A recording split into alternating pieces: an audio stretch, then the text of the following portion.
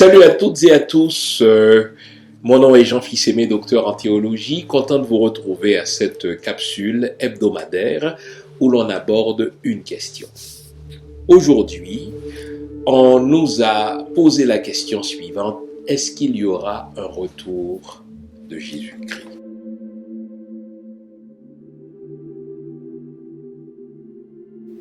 C'est une question importante à plusieurs titres, puisque depuis au moins le IVe siècle, la question du credo, du retour de Jésus-Christ s'inscrit dans les grandes confessions de foi chrétienne, si bien que depuis le IVe siècle, il est impossible de s'imaginer être chrétien sans croire au retour de Jésus-Christ.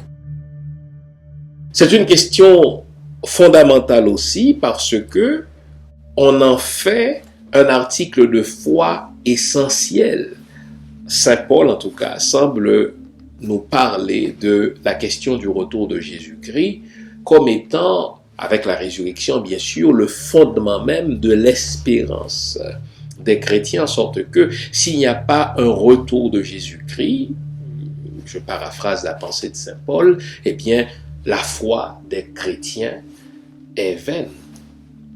Mais c'est une question fondamentale parce que aujourd'hui, au XXIe siècle, il faut la poser en des termes contemporains, dans le sens que est-ce que je suis obligé de croire au retour physique de Jésus-Christ pour être chrétien?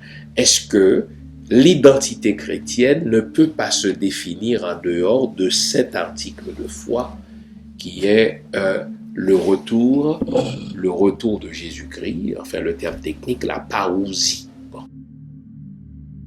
Avant de répondre à cette question, vous commencez à me connaître en ce sens, il faut replacer cet article de foi dans un contexte plus large, le contexte du messianisme juif. C'est pas pour rien que on appelle Yeshua, donc Jésus, Jésus-Christ. C'est parce que pour le chrétien, Jésus est le Messie. Et cette idée de Messie, c'est pas une idée occidentale, cette idée de Messie, c'est pas une idée contemporaine, c'est une idée qui s'inscrit dans la culture juive, qui s'inscrit dans la trame historique juive, en sorte que, avant de faire le grand saut qui consiste à répondre à la question est-ce qu'il y aura un retour de Jésus-Christ, eh bien il faut commencer là où tout ça a commencé, c'est-à-dire comment est née l'idée du Messie. Eh bien le messianisme juif est né au VIe siècle avant notre ère.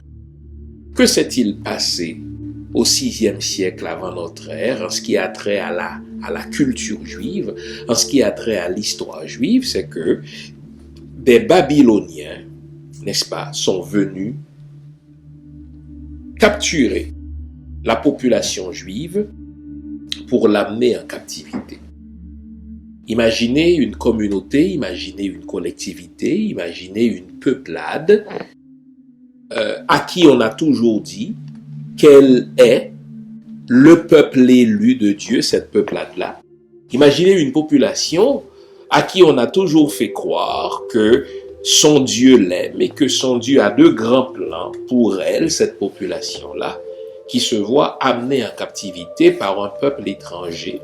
Et cette captivité va durer environ une 50aine d'années. C'est vrai que dans la légende biblique, on va arrondir ce chiffre pour en faire une déportation qui dure 70 ans. Historiquement, c'est une déportation qui a duré une 50aine d'années, enfin un peu plus de 40 ans.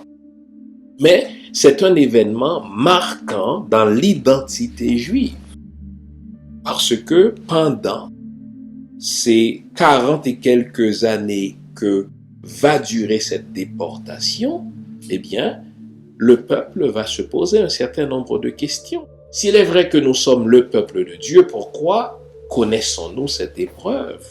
Une épreuve que la population juive interprète en termes de calamité. Et il va y avoir deux courants de pensée face à cet événement-là. Un premier courant de pensée consiste à dire, si nous connaissons cette épreuve, c'est parce que Dieu nous châtie pour notre infidélité. Nous avons été infidèles et Dieu nous punit pour que nous apprenions à lui obéir, pour que nous apprenions à lui être fidèles, mais cette déportation ne durera pas, cette épreuve ne durera pas toujours. Le deuxième courant de pensée consiste à dire, écoutez, si nous connaissons cette épreuve, c'est pour que nous puissions justement témoigner de notre foi à des étrangers qui autrement n'auraient jamais entendu parler de notre foi. Et c'est dans ce contexte-là que l'idée du Messie va prendre naissance. Qu'est-ce que c'est qu'un Messie pour un juif? Eh bien, un Messie, un Meshaïa, c'est quelqu'un qui a une onction spéciale, c'est quelqu'un qui a un appel spécial, c'est quelqu'un qui a une vocation spéciale de la part de Dieu, écoutez bien, pour venir rétablir la gloire d'Israël. Mais une gloire beaucoup plus grande que ce que le peuple a connu jusque-là. Une gloire, n'est-ce pas, à laquelle on ne peut même pas penser, une gloire qu'on ne peut même imaginer. Le Messie, c'est celui à qui Dieu va accorder la mission spéciale de faire du peuple juif, du peuple d'Israël, n'est-ce pas, le peuple central de l'humanité, et qui va faire en sorte que le royaume d'Israël connaisse un rayonnement qu'il n'a jamais connu, même dans le temps de David, même dans le temps de Salomon.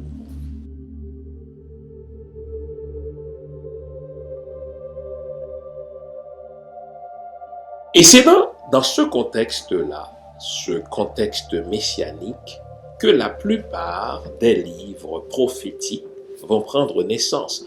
Le livre du prophète Daniel, exemple, qui va parler d'un personnage tellement glorieux, mais d'un personnage qui va exécuter les plans de gloire, les plans de triomphe de Dieu en ce qui concerne son peuple. Et cette idée messianique va être nourrie au moins jusqu'au 1er siècle. Donc notez l'idée du Messie. Un personnage que Dieu va envoyer. Ce personnage sera peut-être un roi, il sera un prophète, il sera un grand prêtre, mais en tout cas un personnage spécial dont le mandat sera de rétablir la gloire d'Israël telle que cette gloire, on l'a connue à l'époque du roi Salomon, à l'époque du roi David, etc. Mais ce Messie-là, ce personnage-là, son mandat sera de faire d'Israël le centre du monde, etc. Et c'est ainsi donc que cette idée messianique va donner naissance à toute une série de textes qu'on appelle la littérature apocalyptique. L'un des traits caractéristiques de la littérature apocalyptique consiste à dire, écoutez, ce qui se passe aujourd'hui va prendre fin, mais il va prendre fin comment? Par la venue d'un personnage spécial que Dieu va envoyer pour rétablir la gloire de son peuple. Voilà pourquoi, depuis le 6e siècle, les Juifs croyants ont les yeux tournés vers la venue d'un Messie. Parce que la plupart des Juifs, mais l'écrasante majorité des Juifs, attendent encore un Messie qui n'est pas Jésus. Dans la foulée de ces espérances apocalyptiques, il va naître une pléthore de sectes, dont la secte qu'on va appeler le christianisme, car le christianisme n'est autre qu'une secte juive telle qu'il y en a eu d'autres. Il y a eu par exemple la secte des Esséniens, il y a eu la secte, n'est-ce pas, des pharisiens, etc. Eh bien, un personnage arrive en Israël et il attire l'attention. Il attire l'attention parce que il parle comme un prophète. Il attire l'attention parce que, dit-on, il opère des miracles. Il attire l'attention parce que, dit-on, il interprète les écrits juifs, n'est-ce pas, d'une manière telle qu'on se dit, est-ce que ce ne serait pas lui, au fait, le Messie? Et là, il y avait ce secret messianique, est-ce que Jésus est le Messie ou bien est-ce qu'il ne l'est pas? Bon. Et on sait, selon la légende, comment il va mourir, etc. Je dis bien selon la légende parce que, à partir de là, on n'a pas de grandes preuves historiques ou de preuves irréfutables sur la vie de Jésus. On ne sait même pas s'il y a eu un véritable Jésus, du moins le Jésus tel que le Nouveau Testament nous le présente. Et au sein de cette secte-là va se développer l'idée que c'est lui le Messie, c'est lui le Christ. Mais la question se pose, si c'est lui le Christ, où est la gloire que on était censé connaître à la venue du Christ, à la venue du Messie? Où est le rayonnement d'Israël? Où est ce royaume de Dieu que le Messie était censé venir établir pour faire d'Israël le centre du monde, tel que ce fut le cas au temps du roi Salomon, au temps du roi David? Ah, ça a été une question piège parce que un Messie qui meurt à la croix, ce n'est pas ça que les Juifs voulaient. Un Messie qui se laisse crucifier par des Romains, ce n'est pas à proprement parler ce que la croyance populaire juive voulait. Au contraire, on voulait un Messie qui vienne combattre les soldats romains et qui sorte, n'est-ce pas, les soldats romains du territoire d'Israël. Mais c'est tout le contraire qu'on a vu. Un Jésus qui se laisse arrêter par les soldats romains, qui se laisse crucifier et qui est mort. Un Messie qui meurt, ça ne se fait pas. Devant cet échec, les croyants, parce que vous savez que les croyants ne cèdent jamais, les croyants vont imaginer autre chose. Ils vont imaginer ce que les Juifs, jusque-là, n'avaient jamais imaginé, un second retour, une seconde venue. Ils disent, écoutez, le Messie doit venir effectivement rétablir la gloire d'Israël, sauf qu'il doit le faire en deux temps. Dans un premier temps, il vient comme un serviteur humble, il vient comme quelqu'un qui vient préparer le royaume, il meurt, il va trouver son Père et il va revenir une deuxième fois, ce qu'on appelle la parousie, cette fois-ci pour faire ce que le Messie doit véritablement faire, à savoir rétablir le royaume des cieux. En fait, qu'on imagine que Jésus va revenir, c'est un aveu d'échec. Et je suis d'accord avec un théologien allemand du nom de Rudolf Bultmann qui a dit « Jésus a annoncé le royaume de Dieu, mais c'est l'Église qui est venue. » Il n'a pas tort. Un juif voulait un roi fort comme Messie. Un juif voulait un roi puissant qui allait combattre, n'est-ce pas, les soldats romains et faire briller le nom d'Israël de par le monde. Mais c'est le contraire qui est arrivé.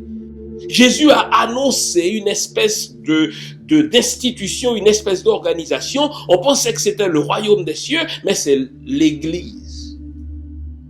Et alors là, à un moment donné, les gens d'église vont se dire, peut-être que il faut qu'il vienne une deuxième fois pour faire ce à quoi on s'attendait, c'est-à-dire faire briller le nom d'Israël, faire rayonner le royaume des cieux. C'est ainsi donc qu'on va imaginer une deuxième venue du Messie pour faire ce qu'il aurait dû faire la première fois, mais cette fois-ci, c'est la bonne. Théologiquement, lorsque vous comprenez l'histoire du messianisme juif, l'idée du retour de Jésus-Christ s'inscrit dans l'idée du messianisme juif. Au fait, imaginer un second retour de Jésus-Christ, c'est un aveu d'échec. C'est de dire, le Messie qui était venu la première fois n'a pas fait ce qu'il aurait dû faire, donc il faut projeter une deuxième venue. Mais cette fois-ci, regardez bien les images, il arrive du ciel, il reste dans les nuées, les trompettes vont sonner, tout œil le verra, il va enlever son église et ensuite il reviendra sur terre pour juger les vivants et les morts et c'est alors qu'il va établir le royaume des cieux qu'il avait promis. Quand vous y pensez bien, j'insiste, l'idée d'un second retour de Jésus-Christ consacre l'échec de sa première venue. Car dans la pensée messianique juive, un Messie qui vient, qui se fait arrêter, qui meurt, c'est pas un vrai Messie, c'est un échec. Et puisque ceux qui croyaient en Jésus dans cette secte-là, qui était le christianisme, qui allait devenir au IVe siècle la religion de l'Empire, c'était donc une secte. Puisqu'on ne pouvait pas s'attendre à un échec, il fallait réinventer le discours et dire, tenez, celui qui est venu la première fois, qui n'a pas ou échoué, il va revenir une deuxième fois, et cette fois, ça va être la bonne. On ne peut comprendre l'histoire de Jésus, l'histoire du retour de Jésus, en dehors de l'idée du messianisme juif. Mais encore une fois, un juif qui entend ça, un Messie qui meurt à la croix, mais c'est une bêtise. Un Messie qui meurt et qui doit revenir une autre fois, c'est une bêtise parce que pour le juif, le Messie doit venir une fois et à sa venue, ça va être une arrivée glorieuse, une arrivée triomphale, une arrivée triomphante. Et il vient dans quel but? Pour faire d'Israël le centre du monde et établir le royaume des cieux. Jésus est venu une fois, on pense qu'il est le Messie, il a promis le royaume, c'est pas le royaume qu'il a réalisé, il a donné l'Église, cette fois-ci il faut qu'il vienne pour donner le royaume. Maintenant, reprenons la question. Si vous me demandez, est-ce qu'il y aura un retour de Jésus-Christ? À l'évidence, mon Dieu, si vous comprenez toutes les notions que j'ai pris le temps de vous expliquer, à l'évidence, il n'y aura pas de retour de Jésus-Christ. Quand vous dites, est-ce qu'il y aura un retour de Jésus-Christ, vous postulez de un, que l'idée d'un Messie est une idée vraie, alors que c'était tout simplement l'espérance d'un peuple qui avait subi des épreuves dans sa vie et qui réinterprétait son histoire de manière à ne pas sombrer dans la désespérance, dans le désespoir. Mais de deux, si vous dites, mais est-ce qu'il y aura un retour de Jésus-Christ, c'est que vous postulez que Jésus est un Messie, et qu'en tant que Messie, il a échoué la première fois, et qu'ayant échoué la première fois, il faut qu'il vienne une deuxième et dernière fois rétablir ou faire ce qu'il aurait dû faire la première fois. Au fait, disons la vérité, l'idée d'un retour de Jésus-Christ, etc., c'était l'idée d'un petit groupe d'illuminés, dont Paul. Paul qui en est venu à croire que Jésus était le Messie, mais qui en tant que théologien ne pouvait pas s'expliquer comment s'il est le Messie, il n'a pas rétabli le royaume de Dieu. Pourquoi il n'a pas fait d'Israël le centre du monde? Et vous savez, comme penseur, souvent, on a l'imagination fertile. Il dit non, c'est parce que la première fois n'était pas la bonne, il faut qu'il vienne une deuxième fois, ça va être la bonne, il va juger les vivants et les morts, et cette fois-ci, il va établir le royaume des cieux et faire d'Israël le centre du monde. Au XXIe siècle, une telle idée est saugrenue. Vous savez pourquoi? Parce que la cosmogonie chrétienne est une cosmogonie à 3 étages. Vous ne vous en rendez pas compte? Voici comment pense un chrétien juif du 1er siècle. Il pense à un monde à 3 étages. Regardez bien. Au premier étage habitent les dieux, les divinités, les anges, les esprits. Et là, dans les cieux, il y a même plusieurs niveaux. Saint Paul prétend qu'il a été, n'est-ce pas, ravi jusqu'au 7e ciel. Ça, c'est au premier étage. Au rez-de-chaussée vivent les humains. Pas vrai? Vous et moi. Et au sous-sol vivent les démons, les mauvais esprits. Et c'est là où, à la fin des temps, Dieu est censé envoyer tous ceux qui n'ont pas mené une vie agréable aux yeux de Dieu. Il va les envoyer au sous-sol et là, ils vont être tourmentés pour l'éternité par les démons. Vraiment? Vous croyez, vous, en un univers à 3 étages. Premier étage, il y a les dieux. Et vous notez, c'est comme ça que le Nouveau Testament nous présente la chose, parce que Jésus a laissé le rez-de-chaussée, il est allé au premier étage, retrouver son Père, et c'est du premier étage qu'il va revenir, et Dans les nuées, tout œil le verra. Est-ce que vous prenez le temps d'y penser? En un univers à 3 étages. Premier étage, les dieux. Rez-de-chaussée, les humains. Au sous-sol, c'est les démons, ce qu'on appelle l'enfer. Inferno signifie les lieux inférieurs, donc le sous-sol en termes d'aujourd'hui. Et Jésus est censé revenir pour juger les vivants et les morts. Et il va envoyer ceux qui lui sont désagréables dans le sous-sol. Au fait, c'est même une idée païenne. C'est une idée qu'on retrouve dans les religions à mystère grec. L'idée de ceux qui ont mené une bonne vie, qui à la fin des temps vont aller dans les Champs-Élysées. C'est les Champs-Élysées. Les Champs-Élysées, c'est justement le paradis. Le mot paradis signifie tout simplement jardin de délices. Ça, c'est ceux qui sont agréables. Mais ceux qui sont désagréables aux yeux des dieux, on va les envoyer dans les enfers, infernos, dans les lieux inférieurs, en dessous de la terre. Et là, ils vont être tourmentés par les démons, par les mauvais esprits. Est-ce que vous croyez à ça, vous, au XXIe siècle? Pas du tout.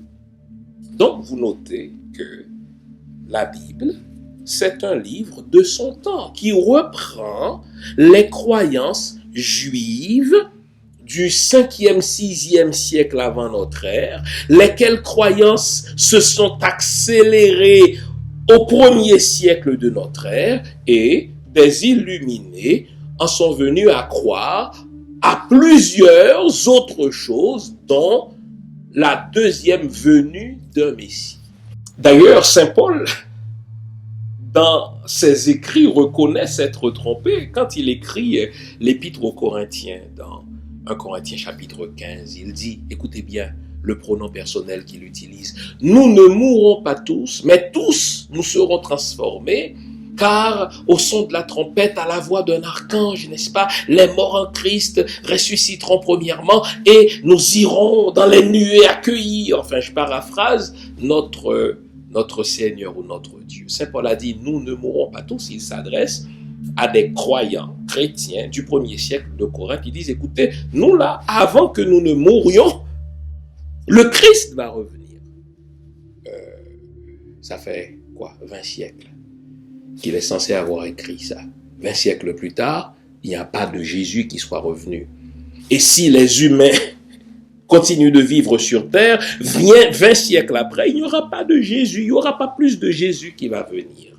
Ce que nous négligeons de faire, quand nous prenons un article de foi comme « Il va revenir à la fin des temps sur les nuées pour juger les vivants et les morts », nous négligeons de replacer cet article de foi dans son contexte historique, dans son contexte culturel. Lorsque les Juifs ont commencé à développer l'idée du Messie au VIe siècle, c'était une façon de s'expliquer pourquoi ils ont connu une déportation dans un pays étranger. Ils se sont dit, écoutez, c'est une épreuve, Dieu va nous envoyer un personnage qui va faire de nous le centre du monde et c'est ce qu'on va appeler le royaume de Dieu. Bon. L'idée du Messie est née comme ça. Et chaque secte juive du 6e siècle jusqu'au 2e siècle, n'est-ce pas, de notre ère, chaque secte va essayer de s'approprier cette idée de Messie à sa façon. Vous notez que même les disciples de Jean-Baptiste pensaient que Jean-Baptiste était un Messie. Et là, si Jésus est le Messie, mais il ne remplit pas les critères du Messie, qui est d'établir le royaume. Mais ceux qui ont cru qu'il était le Messie devaient s'expliquer pourquoi, malgré le fait qu'il est le Messie, il n'a pas fait tout ce qu'il aurait dû faire à sa venue. On a donc postulé une deuxième venue, et ça c'est l'œuvre de saint Paul. Nous sommes plusieurs à penser, je dis nous sommes, donc je suis dedans, nous sommes plusieurs à penser que le véritable christianisme est d'abord l'œuvre de Paul et ensuite l'œuvre de Constantin. Paul, c'est celui qui va créer, qui va forger un certain nombre de credos, qui va forger un certain nombre d'articles de foi que Constantin, n'est-ce pas, va imposer à partir du IVe siècle et qu'on va appeler aujourd'hui le christianisme. À la question, est-ce qu'il y aura un retour de Jésus-Christ? Ça n'a tout simplement pas de sens. Ça reflète les croyances d'un certain temps, Ça reflète les croyances d'une certaine époque, mais pour un homme ou une femme du 21e siècle, l'idée d'un Jésus qui va arriver dans les nuées et qui va juger les vivants et les morts et qui va envoyer les mauvais gars dans le sous-sol et qui va garder les bons gars sur le rez-de-chaussée et il va transformer le rez-de-chaussée, n'est-ce pas, en un Champs-Élysées, n'est-ce pas, et en une espèce de paradis. Franchement, ce sont des idées d'un autre temps. Un homme du 21e siècle doit réinterpréter tout cela et considère cette croyance-là comme une croyance muséale. J'aime prendre cette illustration. Quand je vais dans un musée, j'aime voir comment ceux qui m'ont précédé ont vécu. Ainsi, si je tombe sur un article de cuisine, par exemple, du 6e siècle de notre ère, je vais regarder ça, je serai en admiration de voir comment les gens cuisinaient en ce temps-là, de quel article ils se servaient pour chasser, exemple. Mais il ne me viendra jamais à l'esprit de faire comme eux ont fait au 6e siècle de notre ère. Eh bien, cette croyance d'un Dieu qui se trouve aujourd'hui au premier étage, mais qui va revenir pour prendre les humains qui sont sur le rez-de-chaussée, transformer le rez-de-chaussée en jardin de paradis et envoyer les mauvais gars dans le sous-sol, c'est une croyance d'un certain temps qui ne reflète pas les croyances des hommes et des femmes des temps modernes. J'espère vous avoir été utile. J'espère surtout que les informations que je vous ai apportées aujourd'hui vont vous faire réfléchir et qu'ensemble, nous allons continuer à progresser. Mon nom est Jean Fils-Aimé, je suis docteur en théologie et historien. Je suis un spécialiste de l'histoire médiévale, donc je vous invite à liker si vous aimez, à partager dans vos réseaux respectifs et à vous abonner. Merci, on se retrouve la semaine prochaine pour une autre capsule du même genre. On est ensemble, ne l'oubliez pas, gardez le moral, car tant que va le moral, tout va. Au revoir.